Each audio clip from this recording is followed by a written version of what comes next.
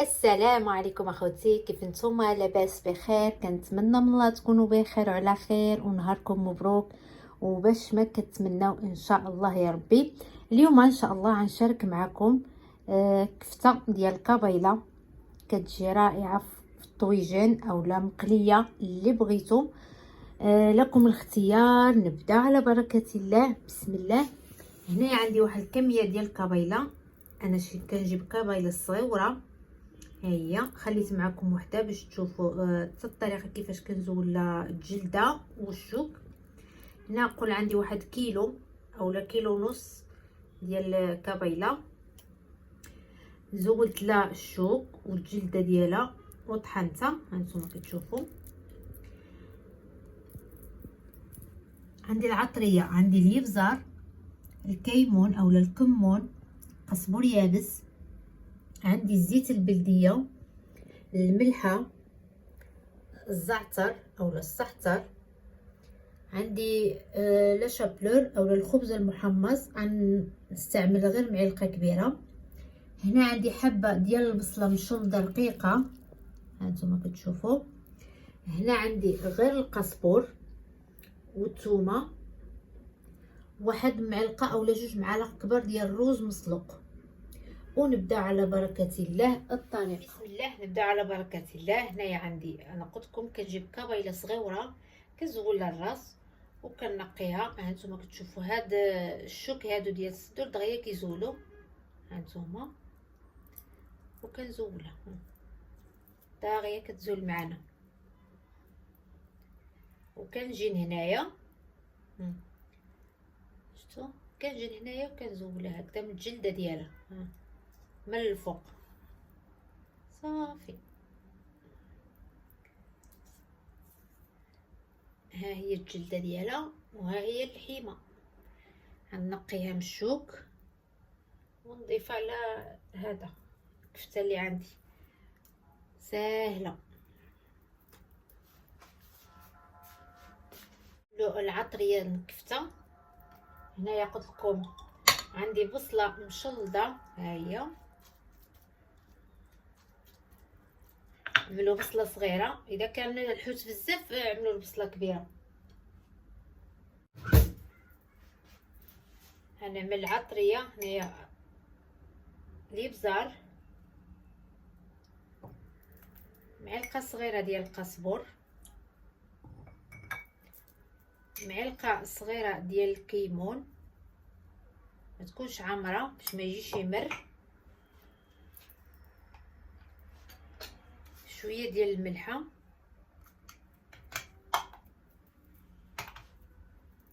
هنا عندي الزعتر محمص اولا محمر، كنحكو مزيان في يدي.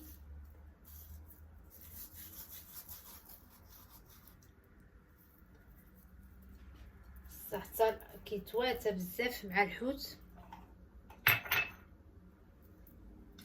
عندي معلقه كبيره ديال الشابلور منسم اولا الشابلور العادي.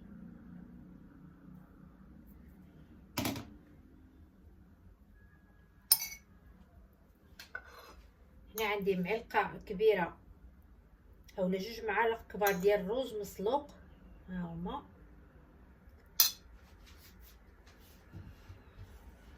شويه ديال الزيت البلديه صافي. غنخليه على جنب وغنجيب المهرس ديالي. بالنسبه كاين اللي كيقول لك طحان الربيع في كلشي في الماكينه، المذاق ديال الماكينه ماشي هو المذاق ديال المهرز. ملي كتذوق الشرموله ديالك في المهرز بالثومه والربيع كيعطيك مذاق رائع. ملي كطحنها في مولينيكس اولا كطحنها في اي طحانه كيعطيك مذاق سبحان الله باسم. كل واحد وشنو الذوق ديالو. هنايا عندي القزبر بالزايد لان الحوت كيبغي القزبر. الشرموله سبحان الله ديال المهرز ماشي الشرموله ديال الماكينه.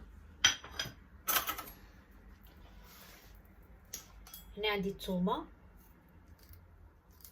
قطعه طريفات صغيورين،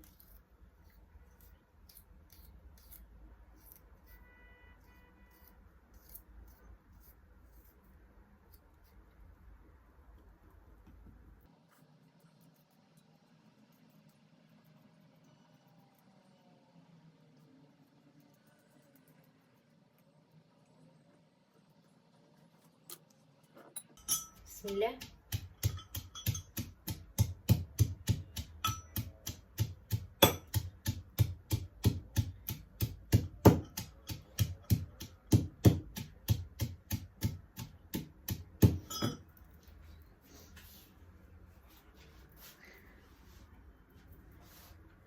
غنزيد غير شويه ديال الملح، راه انا عملت الملح في الحوت اولا في الكفته.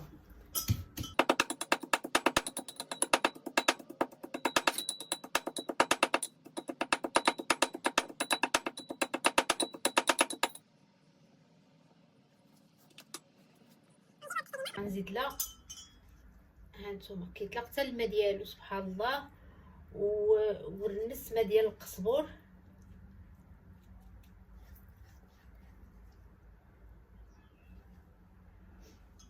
وكل واحد وكيفاش كيطيب. بسم الله. غنخلط هنايا كلشي مع بعضيتو.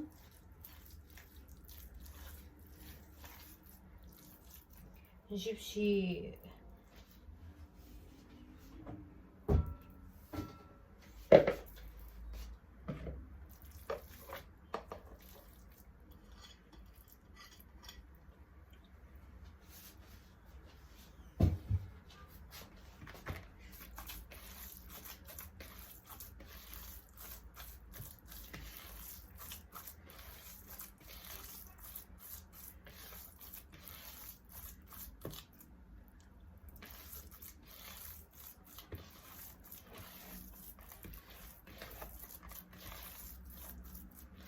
الملحات هما اللي كتحكموا فيها. بغيتو تزيدوا الحار زيدوا الحار، انا ما بغيتش نملى الحار. غنخليها واحد 10 دقائق في الثلاجه ونرجع معكم باش نحضروا الطويجين ديالنا.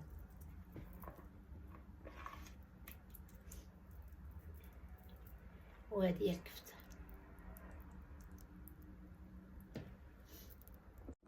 من بعد ما دازت 10 دقائق على الكفته ديالي في الثلاجه، هانتوما كتشوفوا كتعقد اولا كتشرب ديك الشرموله ديالي. هنا عندي مطيشه يعني الصلصه اولا الصلصه ديال الدار. عندي هنايا في هاد الصلصه هذه عندي فيها الثومه، عندي فيها البصله، الملحه، الزيت. هاد الصلصه هذه كنستعملها البيتزا، كنستعملها الطواجن، كفته بالبيض اولا مطيشه والبيض. المهم هاد الصلصه عندي في القناه، ان شاء الله غنحط لكم الرابط ديالها في صندوق الوصف. راها صحيه بمعنى الكلمه. وعندي فيها حتى خيزو حتى هو مطحون، ما كيجيش باين نهائيا. هانتوما كتشوفوا كتجي فحال الصلصه ديال برا، يعني بحال الصلصه ديال المحلات. المهم دابا زدت عليها شويه زيت البلديه. عندي هنايا شويه القزبر ومعدنوس المليحه، وغنزيد عليها التحميره، واحد نص معلقه صغيره ديال التحميره. ها هي صافي. حيت انا ديك الصلصه عندي فيها الثومه، عندي فيها كلشي، الثومه، الابزار. ان شاء الله نتوما عاد تشوفوا الفيديو وتشوفوا علاش كنهضر. المهم هنا غنعملها فوق البوطه حتى تشحر معايا هاد الصلصه هذه مزيان. عاد نزيد الكفته ديالي. دابا غنكور الكفته.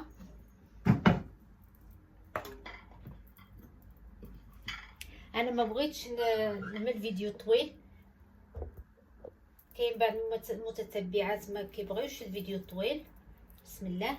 هانتوما كفيته ديال مشويه ديال الزيت في يدي ونكورها الكفته. شفتوا نتوما علموا الحجم اللي كتبغيو.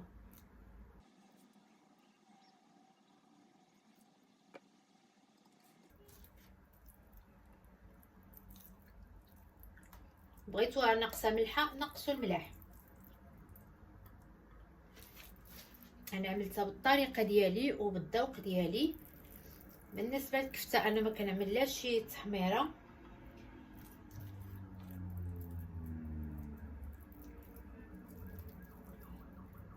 شفتوا العطريه اللي عملت لها، الزعتر، الكيمون، شويه ديال الابزار، قزبر يابس، القزبر، الثومه.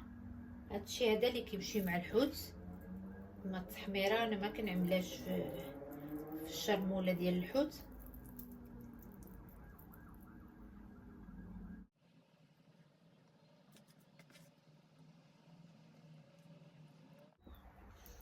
هانتوما كتشوفوا من بعد ما كورت الكفيته ديالي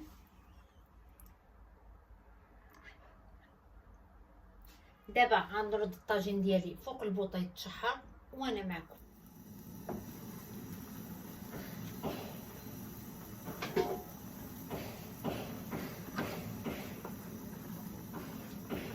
هانتوما كتشوفوا الصلصه ديالي كتشحر، زدت لها معلقه صغيره ديال الكمون،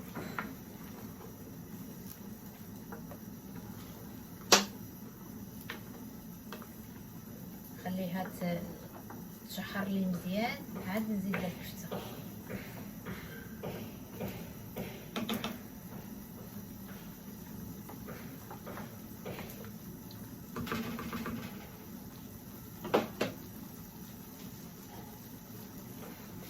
نغسل البوطه ونزيد الكفته ديالي.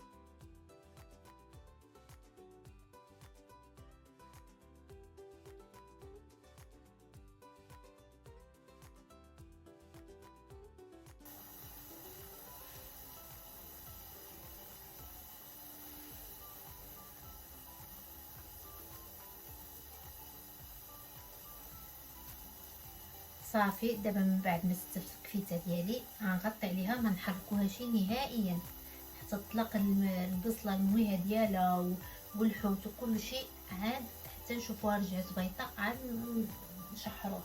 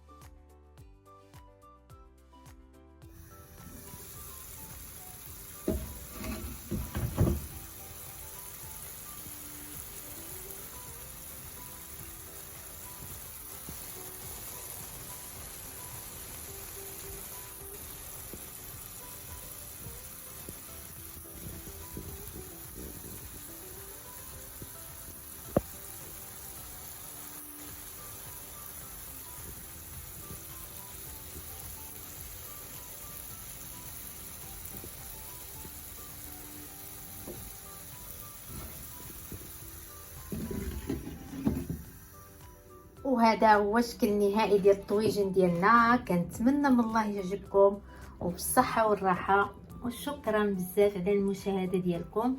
هانتوما كتشوفوا كتجي رائعه رائعه هاد الكفته ديال الكابيله وبالطريقه ديالي، كل واحد وطريقته. هانتوما كتشوفوا الكفته ما كتفتتش ها شفتوا، وطيبه وما شاء الله وجات بنينه، ورافقته مع الفلون بالكراميل ها هو. وكنتمنى من الله يعجبكم هادشي البسيط وبالصحه والراحه، وبسلام عليكم في فيديو جديد مع شهوه جديده. بسلامه.